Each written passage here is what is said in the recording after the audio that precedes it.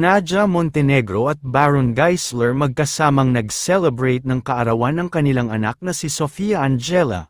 Nitong Miyerkules August 13 ay masayang nagdiwang ng kanyang ika-19th birthday ang anak ni Nadia Montenegro at Baron Geisler na si Sofia Angela Asisio. Isang simple at intimate birthday celebration ang naganap kung saan ay nagkaroon sila ng simpleng salo-salo sa isang resto. Bagamat simple lamang ang birthday celebration ni Sofia Angela ay naging extra special nga umano ito dahil kasama niya sa isa sa pinaka-importanteng event ng kanyang buhay ang kanyang kaarawan ang kanyang mommy na si Nadia Montenegro at kanyang daddy na si Baron Geisler. Bukod naman sa kanyang loving parents ay kasama din sa kanyang birthday celebration ang misis ni Baron Geisler na si Jamie at ang kanyang mga ate na sina Ina Asisio at Sam Asisio.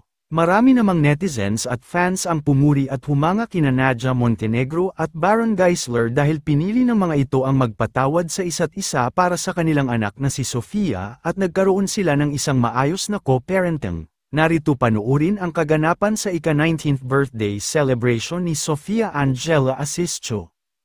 Happy birthday! Happy birthday, y'all!